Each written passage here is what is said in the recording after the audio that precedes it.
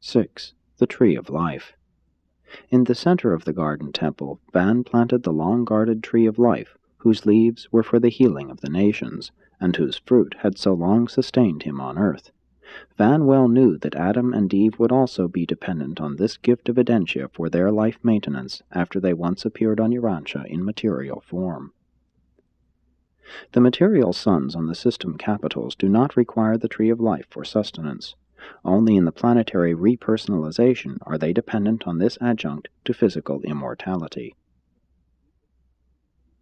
The Tree of the Knowledge of Good and Evil may be a figure of speech, a symbolic designation covering a multitude of human experiences, but the Tree of Life was not a myth. It was real and for a long time was present on Urantia. When the Most Highs of Urantia approved the commission of Caligastia as planetary prince of Urantia, and those of the 100 Jerusalem citizens as his administrative staff, they sent to the planet by the Melchizedeks a shrub of Urantia, and this plant grew to be the Tree of Life on Urantia. This form of non-intelligent life is native to the constellation headquarters spheres, being also found on the headquarters worlds of the local and super-universes, as well as on the Havona spheres, but not on the system capitals. This superplant stored up certain space energies which were antidotal to the age-producing elements of animal existence. The fruit of the Tree of Life was like a superchemical storage battery, mysteriously releasing the life extension force of the universe when eaten. This form of sustenance was wholly useless to the ordinary evolutionary beings on Urantia, but specifically it was serviceable to the 100 materialized members of Caligastia's staff and to the 100 modified Andonites who had contributed of their life plasm to the prince's staff, and who, in return, were made possessors of that complement of life which made it possible for them to utilize the fruit of the Tree of Life for an indefinite extension of their otherwise mortal existence. During the days of the prince's rule, the tree was growing from the earth in the central and circular courtyard of the Father's temple.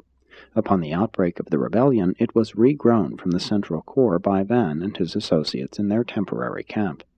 This Urantia shrub was subsequently taken to their highland retreat, where it served both Van and Amadon for more than 150,000 years.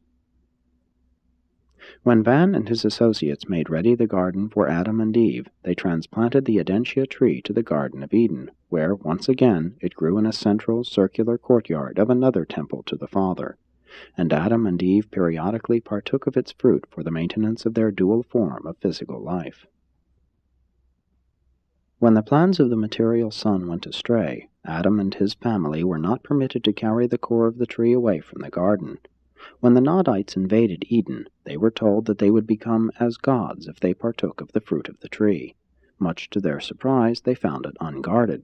They ate freely of the fruit for years, but it did nothing for them. They were all material mortals of the realm. They lacked that endowment which acted as a complement to the fruit of the tree. They became enraged at their inability to benefit from the Tree of Life, and in connection with one of their internal wars, the temple and the tree were both destroyed by fire.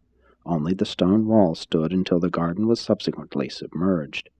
This was the second temple of the Father to perish. And now must all flesh on Urantia take the natural course of life and death.